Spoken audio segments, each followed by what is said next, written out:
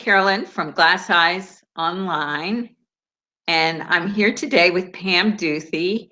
I hope I pronounced that correctly. Did I pronounce that correctly? It's Duthie. Duthie, Pam Duthie. Yeah. Okay, I'm here with Pam Duthie, and I'm very excited to be here with her because I consider her a expert on working with YouTube for small creative businesses. Pam Duthie has Craft Your Career YouTube channel. She's located in the United Kingdom, so we're talking to her today, and she's 6 hours ahead of us, I think. So it's 9 o'clock here and 2 o'clock there. She also has an Etsy shop. It's a needle felting shop called Ben McFuzzlugs, and she needle felts beautiful puppies and dogs. So you'll have to check out her Etsy shop. I invited her to come here today to talk to us a little bit about YouTube, because she has a YouTube channel that has almost 6,000 followers on it, which is pretty significant for a small creative business. And I've talked to some people who would love to start YouTube in their small creative businesses. So without further ado, I'm going to introduce you to Pam Duthie. Thank you so much for having me on here. It's really exciting to get to share this with everybody. Yeah, it takes some getting used to this Google Hangouts thing. So I thought maybe we could start out by having you talk about how you got started with YouTube, because I think that's a pretty interesting story. By accident, really, like all the best things. My dog, I'd taken on a foster dog, Mia, and I was looking for a way to get her permanent home. She's still with me. She's actually down on the floor at my feet at the minute. But I'd thought if I made some videos and shared them on YouTube, then a potential home might meet her and fall in love with her that way. So I started making some videos of her, and then I just kind of really enjoyed making videos. So I started making videos on all sorts of things. And when I made some needle felting videos, they went down quite well. People seemed to like them. So I made a few more of them. But I was treating YouTube like Facebook, like social media. I was just kind of posting up everything that I wanted to post up, just not any thought into it. And then in about the end of 2016, I was watching other YouTube videos, and I saw people that are like YouTube influencers helping people grow on YouTube. And they were talking about SEO and how to run your YouTube channel to make a success of it. And I thought to myself, this is exactly the same as the stuff that I did to grow my Etsy shop to sell online. So I wondered if I could take what I'd learned on one platform and be able to help people with selling online and needle felting by using all this good SEO stuff to try and build a YouTube channel. So that's what I did. And that is fabulous. And I remember I discovered you through my daughter, Joy, who found that you had done a review of our Glass Eyes on Wire. So, and I reached out to you, and I've learned a lot from you since that time, because I remember going on to one of your live YouTubes and realizing that I could actually communicate with you online live and have a relationship with you through YouTube, which is really cool, because creatives love to have relationship with their clients and followers, that kind of thing. And then I learned a lot from your YouTube channel about Etsy and search engine optimization and how important that is for getting people to see your work. So we posted a couple of little videos in our newsletters for people who were interested, and we recently had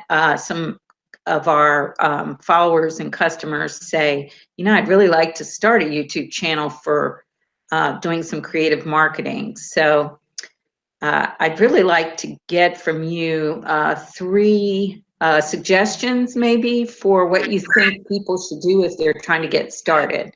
Biggest thing is to get started. It sounds silly, but just posting videos, because you're going to be uncomfortable on camera. You've got so much to learn, and the best way to do any of it, like we've just done just now, figuring out Google Hangouts and everything, just get doing it and basically get started. That's kind of my number one tip. And then equally importantly, if you really want to grow it, is to focus in on the one or two little things, not like what I did, where you're basically just trying to share everything. Like, I think most creative people have so many things that you're into, but focus in on, say, I want to teach people how to do this thing. I want to share this little thing. If you focus in on one thing, then you're more likely to attract the people who are into that one thing. And then third thing is, it's so important for everything, is just to learn a little about SEO. Not let it get overwhelming, but it's just telling the search engine that this is what my video is about, so that YouTube gets a chance to show you to the people who are interested. So yeah, get started, focus on one thing, and learn a little about SEO would be my top 3. That's great. That's great. We have a small YouTube channel, so I can still take that advice too, because you're right. We do tend to want to kind of talk about everything. Our minds are very creative and they go off in all kinds of different directions. So do you have suggestions for what kind of equipment they would need to get started? First of all, get started with whatever you have.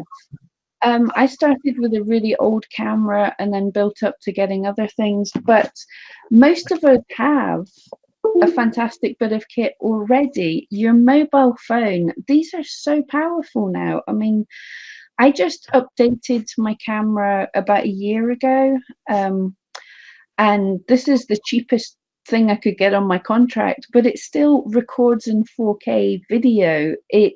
I use this for audio recording on almost all of my videos. It's such a powerful thing. So if you don't have a great camera, start with your phone. You can even edit, you can do it all on your phone. You can also use your webcam on your laptop. And then when you're getting better, when you're getting more confident, then you can look at upgrading things. I have the Beast at the side here. Oops. And this is just my setup to upgrade my phone. And all we've got, this is a microphone. The Booyah microphones are super cheap and really good. I think this was less than £20, and it works on a camera and a phone. And then you get these little clamps that you can attach your phone to. Wow, that is so cool. It's really useful. So you just slot your mobile phone in, clip in the microphone, and this is just a little tripod. Again, relatively cheap. I don't think it was even £10. And it's a little flexible tripod. So then if I'm crafting, what I'm able to do with this is it's able to go at all sorts of angles. So I can film my hands, just tighten it. So I can film what I'm crafting, or it was really useful when I was filming like craft shows. I can walk about holding this. And also a little super secret extra tip, if you're filming craft shows, if you've got something that looks a little more professional, it's still just a mobile phone, but people will take you more seriously. And this is maybe £30 worth of kit, but it looks quite fancy. So yeah, upgrade a little bit of things at a time. I would say audio is the most important. Like I said, the Booyah mics are really good and for the money. And then possibly lighting, but you don't need expensive kits. I use just LED desk lamps, just get used to pointing them in the right directions, and that helps a whole lot. So yeah, that's about it. Wow, that's great. That's good for people getting started who are on a budget too, which, you know, people in business usually are, especially the small creative businesses. So that's great. Now, are there any other resources, like online resources that you've used that helped you with working with YouTube? Yeah, absolutely. The people that got me into it in the first place, there's a couple of YouTubers, which is Brian G. Johnson and Nick Nimmin. There's quite a lot of other YouTube people, but they're the ones that made the most sense for me. And not only do they keep making, similar to what I'm making on the Etsy SEO, they make videos explaining everything there. But also, I'm also part of Brian G. Johnson's community. He has a Facebook page. And I would say this is the most important thing because I've made friends through this that are doing the same thing. You know, we can all say, what do you think of this thumbnail that I've just made? How's this video? What editing software? And it's just because even now there's not many people I know in my real life that do YouTube. You know, it can be quite sort of almost isolating. People don't know, but having this community of people that are going through the same thing is the most important thing. Pam, thanks so much for all of your suggestions and being so willing to share your knowledge and expertise. It really means a lot. I can't wait for people to see this. Yeah, thank you so much. That was fun. It's kind of nerve-wracking, but it's fun too.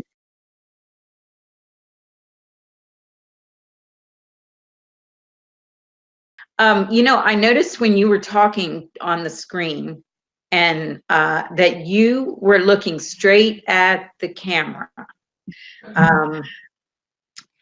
And I have a tendency to look down at the picture of the person I'm talking to. Does that make sense? I mean, when I'm talking, do I need to change the way where I'm looking? Should I be looking up at the camera when I'm talking?